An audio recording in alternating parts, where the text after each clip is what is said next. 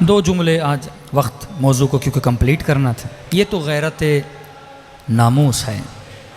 एक गैरत होती है गैरत दीनी, यानी दुश्मन सारे काम कर रहा है, नामूस की गैरत भी ख़त्म कर रहा है, कुरान जला के तौहीन करके आपके मुक़द्दसात की गैरत को भी ख़त्म करना चाहता है। दूसरा उलमा की तौहीन करके, ये भी गैरत दीनी है कि आपके किसी आलिम की तौहीन हो, आपको गैरत आए। मराजे की तौहीन करके जवानों के वजूद से गैरत को ख़त्म करने की कोशिश की जा रही है। मैंने 2-3 मजालिस में पढ़ा, आयतुल्लाह उल उज़्मा काजी, ये जो लिबास है ना, अमामा अबा कबा, आगा काजी के बेटे कहते हैं जब बाबा सोते थे तो अपना अमामा उतार के ऊपर रखते थे और कभी अपने अमामे की तरफ पाँव करके नहीं सोए। जब मैंने पूछा कि बाबा अमामा आपका अपना है, पाँव करके क्यों नहीं सो रहे, कहते हैं अमामा है तो मेरा लेकिन निस्बत हुसैन से है, निस्बत मेरे जद रसूल खुदा से है। अमामे की तौहीन, लिबास की तौहीन। अब एक नई टेक्निक आई है कराची में कि हम बेवक़्त और बेवकार कैसे करें एक आलिम को। टेक्निक क्या अपनाई है का, पहले सारे जिना के पाले ख़तीब होते थे, अब कराची की आवाम ने अमामे वालों को सुनना शुरू कर दिया, तो का अवामे की इज़्ज़त और वक़ार को गिराने के लिए क्या करो, कुछ बद अखलाक नाअहल कैरेक्टरलेस लोगों के सरों पे इन्होंने अमामे रख दिए ताकि अमामे की इज़्ज़त को ख़राब किया जाए। और उन कैरेक्टरलेस लोगों में से कराची में कई हैं। 2 लोग टीवी पे एंकर थे, 2 लोग, एक दुनिया न्यूज़ पे था, एक सच न्यूज़ पे था। दोनों ने तकरीरें करना शुरू कर दी हैं। एक ने दाढ़ी बड़ी की है, दूसरे ने बाल बड़े किए हैं। एक ने अमामा रखा है, एक ने जनाकेब रखी है। और लिबास का मजाक, अमामे का मजाक, अबा है कबा है, ये लिबास है साहिब ज़मान है। हुलिये बदलना इस लिबास के, रंग बरंगी चीजें इस लिबास पर रखना ताकि मजाक उड़ाया जाए। यह भी एक तरीका है अमामे के मजाक उड़ाने का कि आप एक बंदर के सर पे अमामा रखो। मजाक बंदर का नहीं, मजाक अमामे का है। एक नाअहल बंदे के सर पे अमामा रखा जाए। फिर रसूल की हदीस याद आती है, आखिरी ज़माना आएगा कि मिंबर पे बंदर बैठेंगे, नाचेंगे, उछलेंगे, कूदेंगे और लोग मज़ा लेंगे।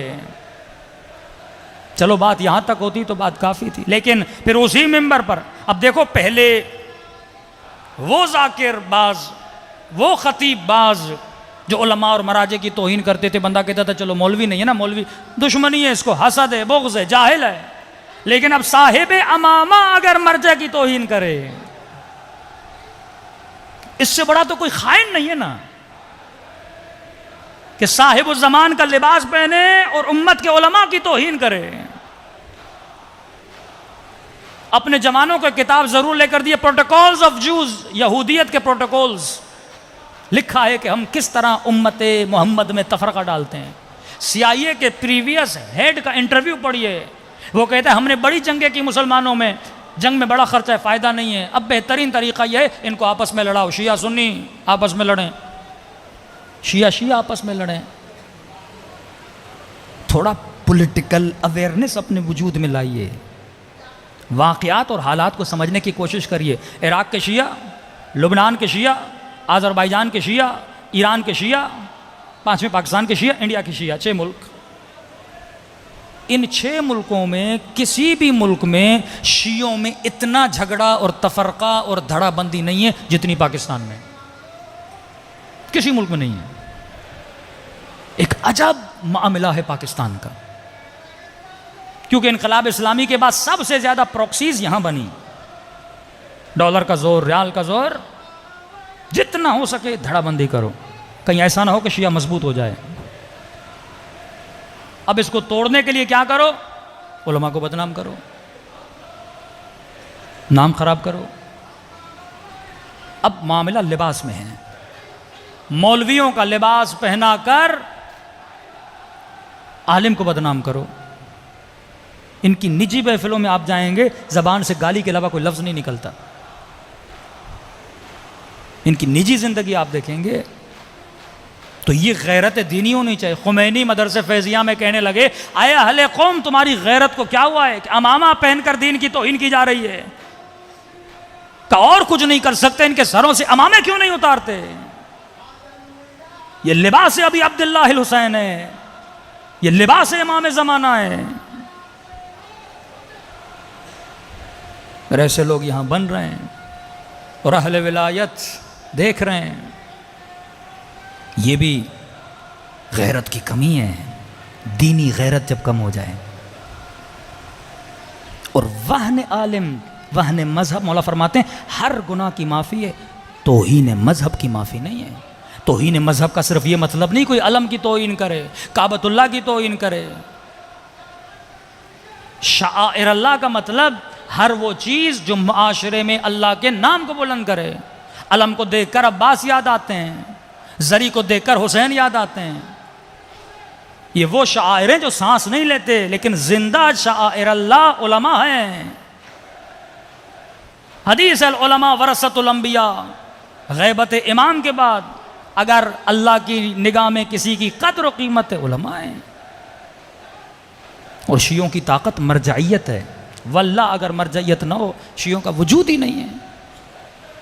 मिलियंस ऑफ डॉलर्स लगे इराक में शिया सुनी जंग करने के लिए। सिस्तानी न होते इराक तबाह हो चुका होता।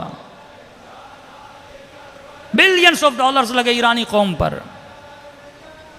अभी रिसेंटली यहूदियों ने एक आर्टिकल छापा इंग्लैंड में, हर साल उनका आर्टिकल आता है। वो लिखते हैं कि 2024 तक शियत का डाउनफॉल शुरू हो जाएगा। शियत का गोल्डन टाइम खत्म है अभी। उनकी अपनी कैलकुलेशन है। रीजन क्या बताता है? का दो रीजन है। सिस्तानी भी 80 को क्रॉस कर चुके हैं, खामनेई भी 80 को क्रॉस कर चुके हैं, और इन दोनों के बाद हमें आलम तशय्यो में लीडरशिप नजर नहीं आती। जैसे ये दो जाएंगे शिया पे घर जाएंगे, डाउनफॉल ऑफ शिया शुरू हो जाएगा। वो भी जानता है कि शियत की ताकत क्या है, तभी ऐसे लोग पैदा किए जाते हैं अफसोस से। और रहबर मुअज्जम के जख्मी हाथ का मजाक उड़ाया जाए। भाई हाथ जख्मी कहाँ हुआ था? गुनाह करते वक्त या राह खुदा में जिहाद करते हुए? जुमे का खुतबा देते हुए बम ब्लास्ट हुआ, अल्लाह का नाम लेते हुए बम ब्लास्ट हुआ था, तरवीज दीन करते हुए बम ब्लास्ट हुआ था और इनका हाथ जख्मी हो गया। ये तो बिल्कुल ऐसे है कि कराची में कोई बम ब्लास्ट हो, 10 लोग मर जाएं और 15-20 लोग जख्मी हो जाएं और आप उनके घरों में जाकर उनकी जख्मी टांगों का मजाक उड़ाओ। ये तो हरकत बनु उमैया है कि हजरत अब्बास के दोनों बाजू कट गए और तू अब्बास का मजाक उड़ाने लगे। यह हाथ राह खुदा में जख्मी हुआ है। तूने अपने आज़ा से कितनी अल्लाह की इताअत की है? तूने अपनी ज़बान से खुदा की कितनी इबादत की है? खुदा वो आज़ा जो राह खुदा में कुर्बानी देते हैं, रोज उन पर रहमतों को नाज़िल करता है, और वो आज़ा जो अल्लाह की नाफरमानी करते हैं, रोज अली और आले अली की उन पर लानत होती है। ये माशरे से गैरत दीनी को ख़त्म करने के लिए दो लफ्ज़ याद रखिए। एक होती है लीगल वैल्यू, एक होती है मॉरल वैल्यू। इस मामले को समझिए। जो पॉलिटिक्स के स्टूडेंट हैं वो बेहतर इन चीज़ों को समझते हैं। जिन्होंने सोशल स्टडी पढ़ी है उनको पता है कि माशरे को कैसे बदला जाता है। इमाम खुमैनी वली फ़क़ीह बने नहीं थे, पर उससे पहले वली फ़क़ीह थे। लीगली नहीं बने थे, लेकिन मॉरली लोगों की निगाहों में वली फ़क़ीह थे। मॉरल वैल्यू, और ये बड़ी ख़तरनाक होती है। आगा खामनेई लीगली वली फ़क़ीह बने थे, लेकिन ईरान में अभी मॉरली नहीं बने थे। और जब मूसवी और अहमदी निजात की लड़ाई शुरू हुई ईरान में, उस वक्त दुनिया ने कहा अब खामनेई मॉरली भी वली फ़क़ीह बन। मॉरली का मतलब क्या? क्या आपको एक लीगल वैल्यू दी जाती है, लेकिन मॉरली भी लोग उस मकाम को उतना समझें और आपकी इताअत उतनी करें कि ये जब आगे खामनेई ने तकरीर की कि खुदा, अय इमाम ज़माना, ये हुकूमत मेरे पास है, अब बदन ज़ईफ़ है, हाथ कमज़ोर है, अब मुल्क हाथ से निकला जा रहा है, अब हमारे पास आपके अलावा कोई नहीं है। इनके इन जुमलों ने पूरे ईरान को रोडों पे लाया, और वो जितना फितना था उस फितने को क्या किया, ख़त्म किया। दुनिया ने कहा नहीं, अब ख़ामनेई मॉरली भी इतने मजबूत हो चुके हैं, अगर ये कुछ कहें तो ये कौम निकलने के लिए तैयार है। आगा सिस्तानी लीगली वली फ़क़ी नहीं है, पर मॉरली इलाक़ में एज़ वली फ़क़ी हैं। एक फरमान देते हैं, क्योंकि हुकूमत ने उनको कोई ओहदा नहीं दिया, पार्लियामेंट ने उनको कोई ओहदा नहीं दिया, लेकिन मॉरली अखलाकी तौर पर इराक़ी उनको ऐसे मानते हैं जैसे ईरान में एक वली फ़क़ी की बात को माना जाता है। अब ये दुश्मन के लिए बड़ा ख़तरा होता है कि कोई बंदा मॉरली इतना मजबूत बन जाए, अब उसको गिराने के लिए क्या किया जाता है, तंज किया जाता है, कैरेक्टर पे हमला किया जाता है। कि पाकिस्तान के शियों में अगर कोई बड़ा सानेहा रूनमा हुआ था तो वो 90s में हुआ, कि जब आपकी क़ियादत को मॉरली डाउन किया गया, जिसमें हमारे अपने अपने इस्तेमाल हुए और क़ियादत को गिरा दिया गया। और जब क़ियादतें मॉरली डाउन स्टेप चली जाती हैं, फिर कौम को हक नहीं कि वो क़ियादतों पर एतराज़ करे। एक बड़ी साजिश हुई 1997 में, जवानों को एक ढांचे से अलग कर दिया गया। मैंने लाहौर में तकरीर की थी, आज आखिरी बार कर रहा हूँ इस मौजू पर, क्योंकि ख़तीब के पास लाउड के अलावा कुछ नहीं होता, लाउड ही होता है जिससे वो आवाम को अवेयर कर सकता है। चंद आपको हिंट दे रहा हूँ जिससे आप समझें, क्योंकि वाक़या जब रूनमा होता है उस वक्त बंदे को पता नहीं होता क्या हो रहा है। जब करबला हो रही थी तो देखने वाले समझ रहे थे हुसैन ख़त्म हो गए, लेकिन जब करबला हो गई आज एहसास हो रहा है कि हुसैन बाकी है। 1999 में मार्शल लॉ लगा पाकिस्तान में, उससे पहला वाला मार्शल लॉ किसका था, ज़िया-उल-हक का। जब मार्शल लॉ लगा तो लोगों को नहीं पता क्यों लगा, पता ही नहीं होता ना, रीजंस क्या हैं, असबाब क्या हैं, पता नहीं, मार्शल लगा। लेकिन मकाम ताज्जुब यह है कि ज़िया-उल-हक के मार्शल लॉ के बाद सोवियत यूनियन के ख़िलाफ़ जिहाद शुरू हो गया, क्योंकि अगर पाकिस्तान में शायद कोई जमहूरी हुकूमत होती वो इजाज़त न देती। माशाल्लाह, रिज़ल्ट सोवियत यूनियन। 1999 में मार्शल लॉ लगा, और अजीब इत्तफाक है 2001 में 9/11 हो जाता है। देन अगेन पाकिस्तान को इस्तेमाल किया जाता है अफगानिस्तान में। कड़ियां जोड़ते जाओ। 1997 में क़ियादत को तोड़ा गया पाकिस्तान में, अपने लोग इस्तेमाल हुए, घटिया तरीन इल्ज़ाम लगाए, कैरेक्टरलेस बातें की, जिसका न सर न पैर, पर्सनल गार्ड्स को यूज़ किया गया, छोड़ दें मामलात को। कौमों में क़ियादत को मोरली गिराया गया। क्यों? क्योंकि सबको पता है अगर कौम के अंदर मरकज़ियत रही तो ये कौम मजबूत रहेगी। हदफ है मरकज़ियत को तोड़ा जाए। मेरा ताल्लुक़ किसी भी तंजीम से नहीं है, लेकिन जो उसूली बातें वो उसूली बातें हैं। जब आप ये कहते हो मैं वली फ़क़ी का मान, वली फ़क़ी मतलब ख़त्ते विलायत। मेरे दिल में अगर इमाम ज़माना के बाद किसी की मोहब्बत है वो ख़ामनेई की है सबसे ज़्यादा, क्योंकि वली फ़क़ी हैं। ख़त्ते विलायत का मतलब क्या है कि तू इस ख़त से इधर उधर न जाए, उसी ख़त पे बाकी रहे। अगर ख़त से हटा तो तेरे अंदर इताअत नहीं है, और इताअत नहीं तो तू अब्बास का पैरो नहीं है। तो लाहौर में एक मैंने तकरीर की और कुछ जवानों ने क्लिप चला दी हमारे ख़िलाफ़ का मौलाना ने नुमाइंदे वली फ़क़ी पे बात की और कहा कि वेबसाइट पे जाके लिखो कि नुमाइंदे वली फ़क़ी कौन है, और हमने लिखा है और जवाब ये मिला है कि पाकिस्तान में नुमाइंदे वली फ़क़ी आ गए हुसैनी हैं। मैं पॉलिटिकल नुमाइंदगी की बात कर रहा हूँ, खुम्स कलेक्टर की बात नहीं कर रहा। आगाए हुसैनी हो या आगाए बहादीनी हो, नुमाइंदे रहबर हैं पाकिस्तान में खुम्स लेने के लिए। नुमाइंदा हैं अगर कोई मुक़ल्लिद आगाए ख़ामनेई का और ख़ातून पे शोहर जुल्म कर रहा है, तलाक नहीं दे रहा, खुला अगर लेना है तो ये नुमाइंदा खुला जारी कर सकता है। ये पावर्स हैं। किसी भी ऐसे नुमाइंदे को पाकिस्तान के पॉलिटिकल मामलात में मुदाखलत करने की आगाए ख़ामनेई ने भी इजाज़त नहीं दी है। अगर वो मुदाखलत करे भी तो गलत है, सख्ती से मना है रहबर का। ऐसे ही नुमाइंदे हिंदुस्तान में भी हैं, लुबनान में, उनकी इजाज़त नहीं है। पाकिस्तान के पॉलिटिकल मामलात को एक पाकिस्तानी देखेगा, उस नुमाइंदे को रहबर मुअज़्ज़म की अखलाकी तायीद हासिल होती है, जिस तरह हसन नसरुल्लाह को अपना लुबनान में। यह चीज़ बर्दाश्त नहीं है कि पाकिस्तान में शिया वाहिद बने।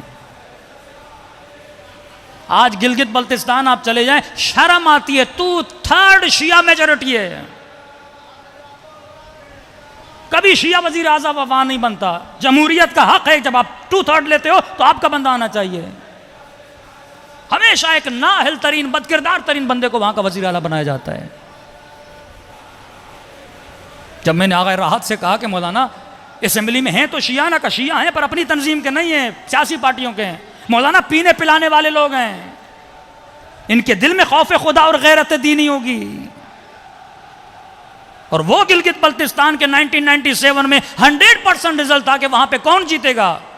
जब 5वां सूबा बना नहीं था, बेनज़ीर ने काम बनाएंगे, 100% ये था कि तहरीक जाफरिया जीतेगी। अब इस तंजीम को कोई रहने देगा? नहीं। शहीद हुसैनी ने कभी मेन तंजीम से बगावत नहीं की। पॉलिटिकल नुमाइंदा कौन है? वो मुशख्खस है, इसमें कोई दो राय नहीं है। क़िबला राजा नासिर साहब का बयान मौजूद है यूट्यूब पर कि नुमाइंदे वली फ़क़ीह पाकिस्तान में कौन है, खुद बताते हैं वो। टिकट के पैसे मैं देता हूँ, कुम चले जाओ, हरम मासूमा में देखो कि नुमाइंदे वली फ़क़ीह का दफ्तर किसके नाम पर है। मशहद में जाके देखो नुमाइंदे वली फ़क़ीह का दफ्तर किसके नाम पर है। और ताज्जुब यह है कि लाहौर के जवान आए, कहने लगे मौलाना हमें पता ही नहीं। फिर जवान हमें कहते मौलाना ये मौलवी आपस में मिलते क्यों नहीं? मैंने कहा भाई ये काम तो मेरा नहीं है, हमारा काम है इस लाउड पे बोलना, उलमा का काम है आपस में मिलना।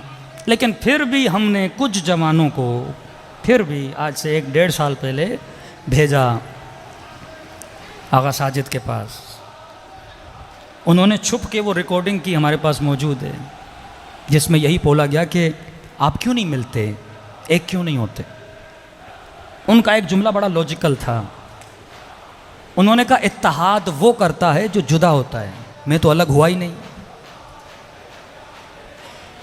ये भी मुझे छोड़ के गया, ये भी मुझे छोड़ के गया, वो भी मुझे छोड़ के गया। और दूर खड़े होकर कहते हैं आप इत्तेहाद करो। कहते हैं ठीक है मेरी शक्ल अच्छी नहीं लगती, कोई बात नहीं। खुल्लम खुल्ला उन्होंने दावत दी कि क़िबला शेख मोहसिन के पास चले जाएं, जो फैसला वो करें मुझे मंजूर है।